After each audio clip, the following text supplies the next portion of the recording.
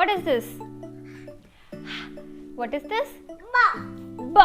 Very good. What is this? Ja. T. And what is this? Ba. B. What is this?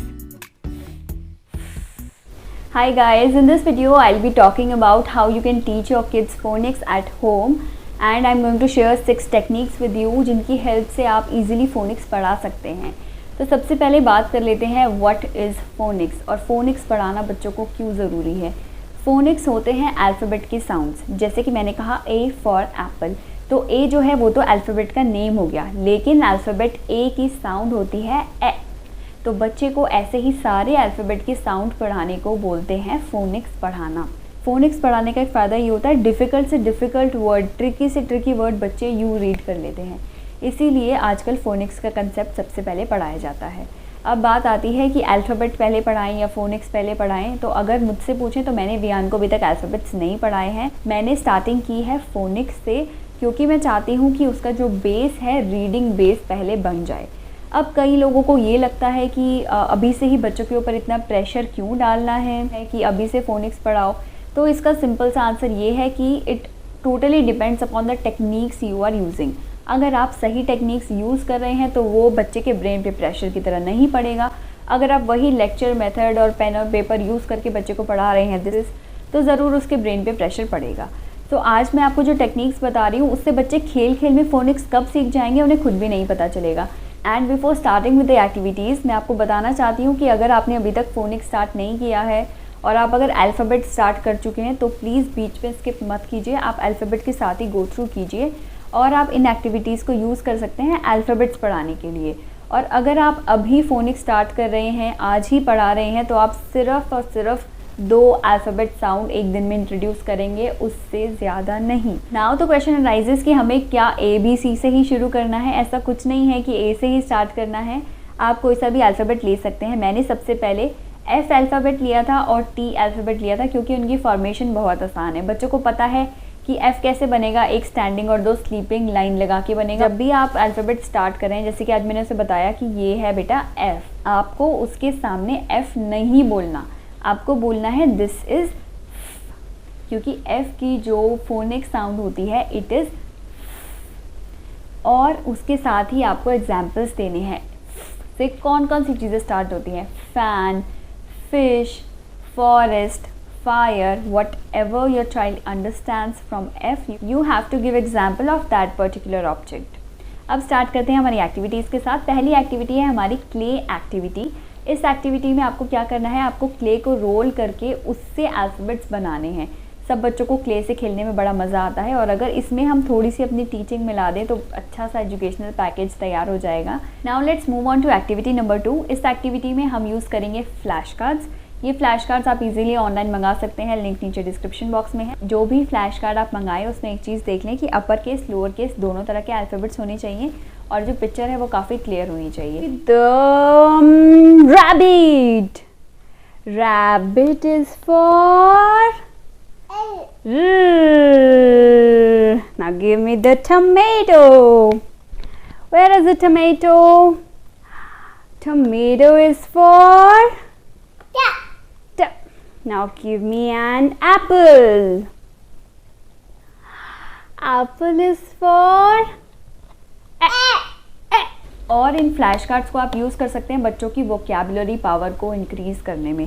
सबसे पहले आप बच्चों को पीछे की पिक्चर्स के बारे में बता दीजिए कि क्या क्या चीज़ है और उसके बाद आप इनको बेड पर ऐसे स्कैटर कर दीजिए और उसके बाद आप बच्चे को बोलिए बेटा where is the kite, please give me the kite. बच्चा उठाएगा फ्लैश कार्ड और आपको दे देगा दिस इज़ द काइट। फिर आपको क्या करना है, आपको इस तरह से बोलना है काइट, काइट स्टैंड्स फॉर के, काइट। अगर आप इस तरह से राइमिंग वे में पढ़ाएंगे तो बच्चों को बहुत अच्छा लगेगा सुनने में। Let's move on to activity number 3। ये वाली एक्टिविटी वियान की फेवरेट है। इसके लिए आपको चाहिएगा ये मैग्नेटिक बोर्ड और कुछ अल्फ़ाबेट्स। ये भी मैंने अमेज़ॉन से ऑनलाइन मंगाया है, इसका लिंक भी नीचे डिस्क्रिप्शन बॉक्स में ऑलरेडी मैंशनड है। इस वाले गेम में आपको क्या करना है, ये सारे अल्फ़ाबेट्स लेकर आपको एक बास्केट में इकट्ठे कर देने हैं और उसके बाद आपको बच्चे के सामने ये पाइल्ड अप फ्लैश कार्ड्स रखने हैं।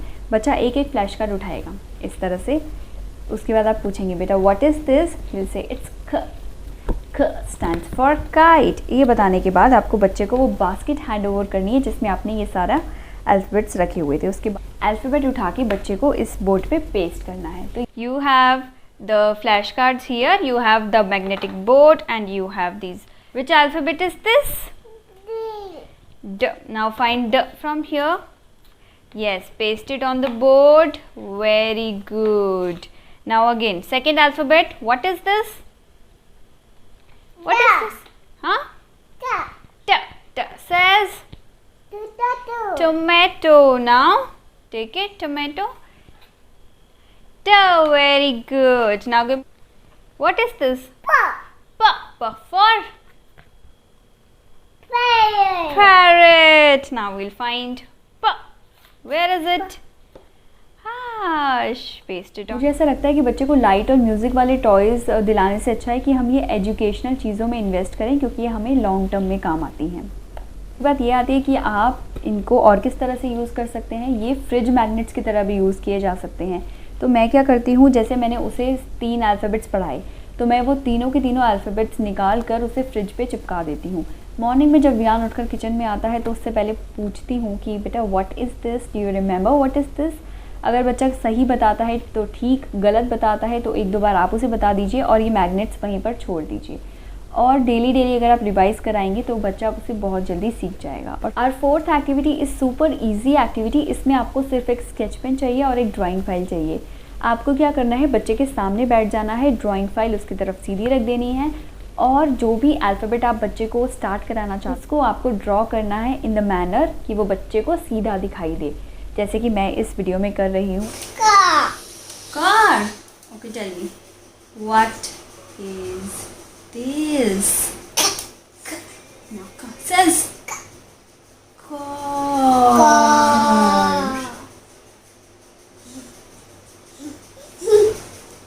car noise. Tell me what is this? D says door. Very good.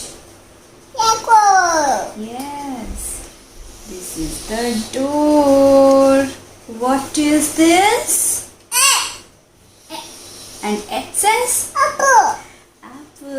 What else? And सबसे बड़ा फ़ायदा ये होता है कि बच्चे को रिकग्निशन हो जाता है कि कौन सा अल्फ़ाबेट किस तरह से फॉर्म हो रहा है।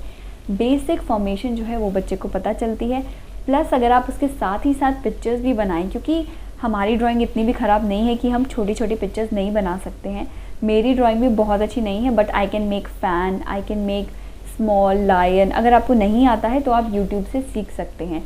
Next comes activity number 5। ये मेरी पर्सनली फेवरेट एक्टिविटी है। इसके लिए हमें चाहिएगा ये बोर्ड, और अगर आपके पास बोर्ड नहीं है तो आप यूज़ कर सकते हैं कोई भी प्लेन शीट ऑफ पेपर या फिर ड्राइंग फाइल भी यूज़ कर सकते हैं। ये मुझे बेडशीट के कवर के साथ मिला था तो मैंने इसको संभाल के रख लिया। इसमें मैंने यहाँ पर मार्कर से कुछ अल्फ़ाबेट्स लिख दिए हैं, प्लस ये स्टिकर्स हैं जिन्हें हम डॉट स्टिकर्स कहते हैं, और ये भी मैंने अमेज़ॉन से मंगाए हैं। इसके ऊपर भी मैंने नेम्स लिख दिए हैं अल्फ़ाबेट्स की। तो अब बच्चे को क्या करना, उसको कोई सा भी अल्फ़ाबेट स्टिकर निकालना है and you have to ask बेटा what is this. He will say mama this is, so you have to say find where is, so he'll say here, so he has to paste it over here।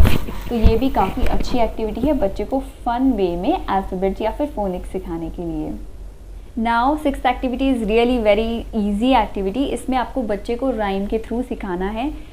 YouTube पर एक rhyme है जिसे बोलते हैं phoenix rhyme. वो rhyme कुछ इस तरह से स्टार्ट होती है, ए ant on my arm, b bring the ball। तो आप बच्चे के साथ डांसिंग वे में इस तरह से फोनिक्स उसे पढ़ा सकते हैं। और इसमें जो मेन एम्फेसिस है वो ए पर नहीं है, मेन एम्फेसिस है फोनिक की साउंड पर। प्लस डांसिंग वे में अगर आप बच्चों को कराएंगे तो उनका इंटरेस्ट जो है वो इस राइम में और ज़्यादा बनता जाएगा।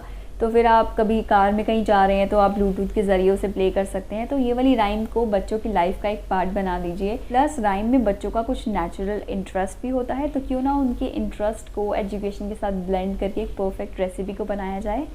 तो ये थी कुछ एक्टिविटीज़ जो कि मुझे लगता है बहुत अच्छी हैं बच्चे को फोनिक्स पढ़ाने के लिए, and they are tried and tested. तो टेंशन लेने की ज़रूरत नहीं है कि ये काम करेंगे या नहीं। वियान को मैंने 2-3 महीने पहले फ़ोनिक्स पढ़ाना स्टार्ट किया था और अब तक उसे 12 फ़ोनिक्स साउंड्स आते हैं, क्योंकि मैं बहुत ही छोटी या फिर कह लीजिए चींटी की स्पीड से चल रही हूँ, क्योंकि मुझे चीज़ों को पाइल अप करके माइंड में नहीं बिठाना है। And I have an app as well, जो कि वियान आजकल कर रहा है। फ़ोन ऐप है, ईजिली डाउनलोडेबल ऐप है, लेकिन उसके बारे में मैं अपनी नेक्स्ट वीडियो में बात करूँगी। So please stay tuned. I hope आपको वीडियो पसंद आई होगी। अगर पसंद आई है तो प्लीज़ लाइक और सब्सक्राइब कर दीजिएगा। Thank you so much for watching the video. Will meet in the next one really very soon. Till then take care, bye bye.